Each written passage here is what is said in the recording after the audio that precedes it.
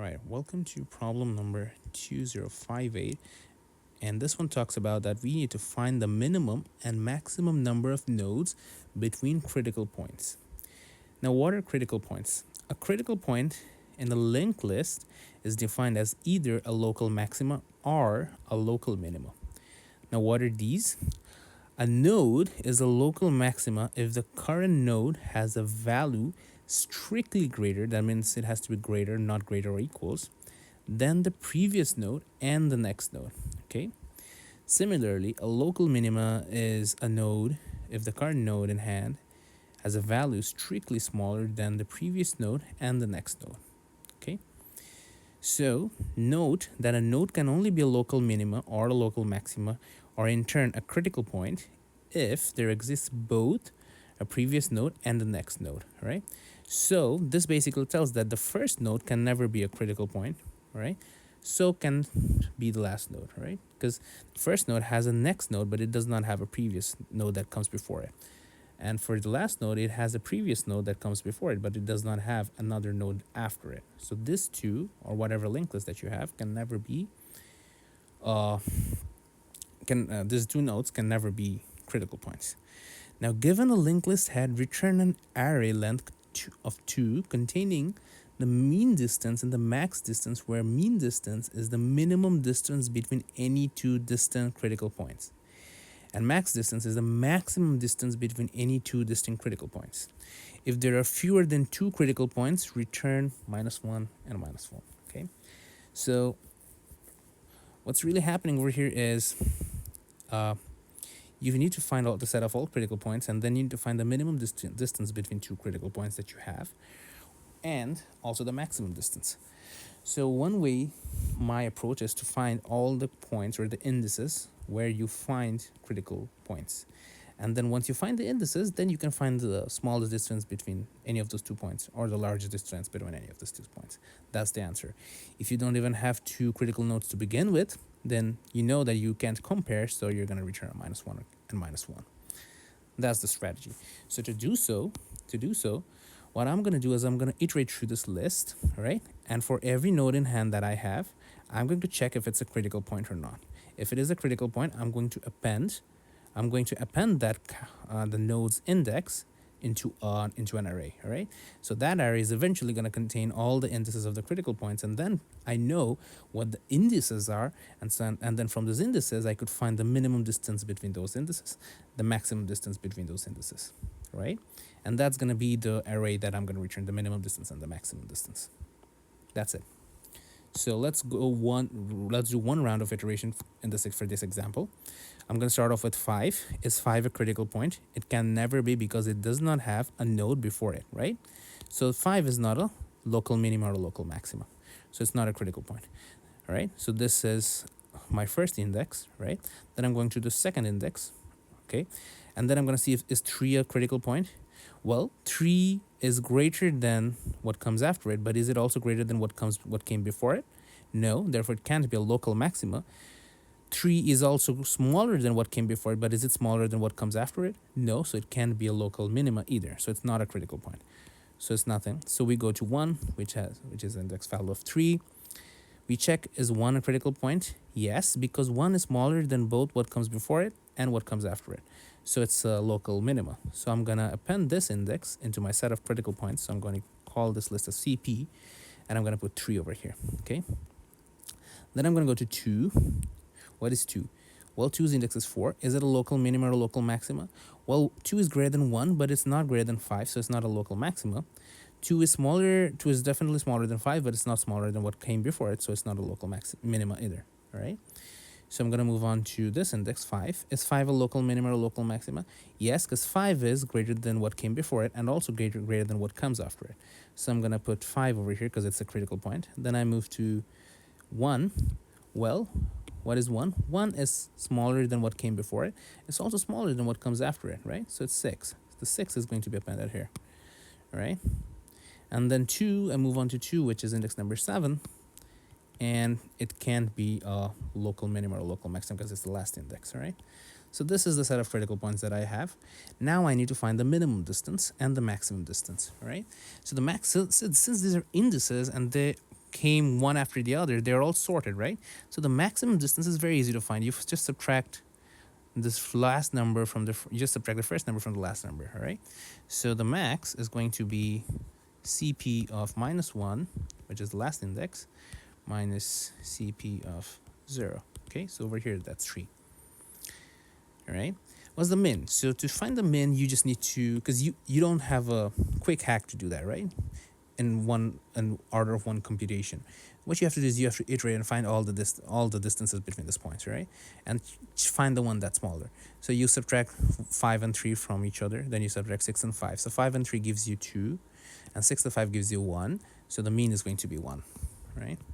So you just have to do one whole iteration and find all the differences, right? Because you don't have to subtract 3 from 6, because 5 is definitely the difference between 5 and 6 is gonna be smaller than 3 and 6, right? Because this distance is longer than this distance. It's a matter of fact, since this array is sorted, right? So if you want to find the smaller one, you just need to subtract the ones that come right after it, the consecutive numbers, right? And find the one that has the smallest value. That's it. Now, what is the time complexity? You have to do this whole iteration over here. So that is going to be an order of n, where n is the number of nodes. And over here, you have to, for finding the min, you have to do another whole iteration through the CP array, right? And that's also going to be, in the worst case, you might have, it's probably not going to work, but in the worst case, you're going to have n minus 2 nodes over here, right? And that's all. In the worst case, going to be an order of n iteration again, which is the total computation is going to be order of n plus order of n, which is going to be an order of n computation, all right? And the memory is also going to be, it's definitely going to be upper bounded by order of n, because in the worst case, you're going to have CP filling up to n minus 2 nodes. So that's it. We're going to see how to code this, and that should give us the answer. So in the end, we're going to return min and max, which is going to be 1 and 3. Okay, so we are going to first iterate through the list, and to do so we're going to start off with a list called pointers, where we're going to store all those critical points, and then we're going to start iterating through the list. So we're going to have a iterator called node, and we're also going to store something called previous, because we can always look forward, but because there's a link between linked lists, and there's a link between the nodes, but so you can look forward, but it's difficult to look backwards. So we're going to use a previous value to store this. Now, so we're also going to have a counter, which is going to act as to figure out which position we're at, and then we start with iterating. So we're gonna look for while node is present and as long as node has its next value. Next, we're going to check if our previous is equal to none. That means this is the first node in hand. We're just going to skip it, right? We're just going to move on. We're not going to do anything. So previous is now going to be node. Node is going to go to its next in hand, node.next. And we're also going to increase the counter, all right? However, if it's not the first node in hand, then we have to check whether it's a critical point or not, right? If it's a critical node or not. And to do so, we're going to see if node.val is less than previous.val, okay? And node.val is also less than node.next.val. That means we have reached a local maxima. We therefore have a critical point, so we're going to add it to our pointers list. Pointers.append our counter. All right. The other case could be if it's a local maxima, so we need to see if node.val is greater than previous.val, which is over here, and node.val is also greater than what's next.val. We are going to append it to our pointers because it is a critical point, right?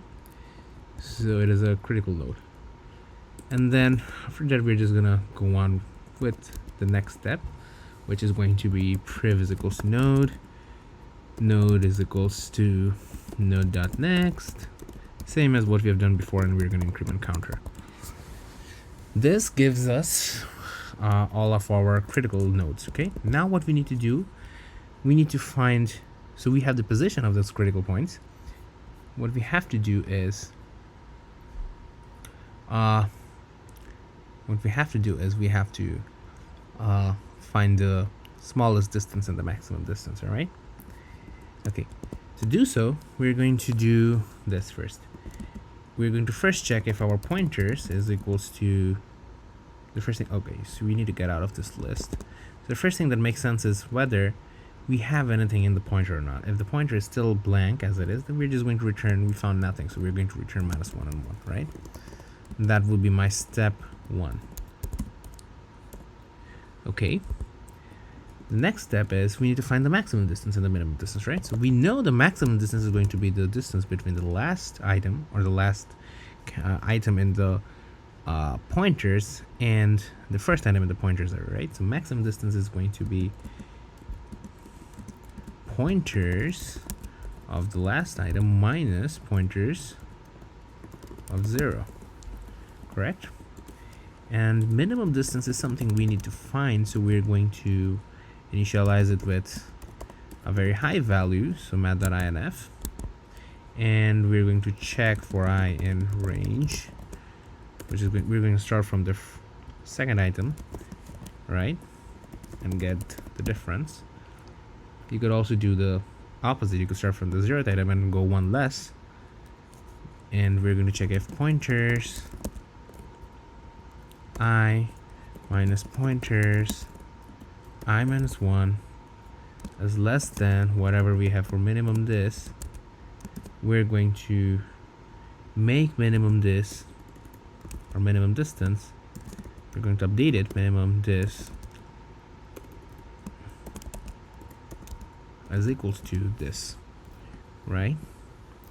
So that's one thing. Okay, and so after this loop we have the minimum distance and the maximum, so it's now we can just safely return this. However, if minimum distance was never updated, that means we did not get any small value, then we have to return, we have to make it 0. Okay,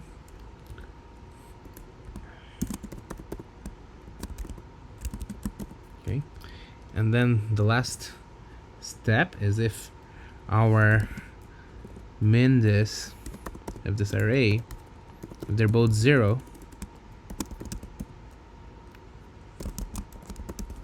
is either empty, or you know what, we can just check this if it's both 0, 0, right? If they're all 0, then we're going to return -1, because we got nothing minimum distance and maximum distance, right? So we're just going to return them as it is. We're going to return the -1 and 1. Else we're going to return whatever value we have.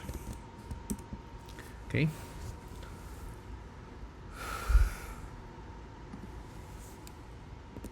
All right.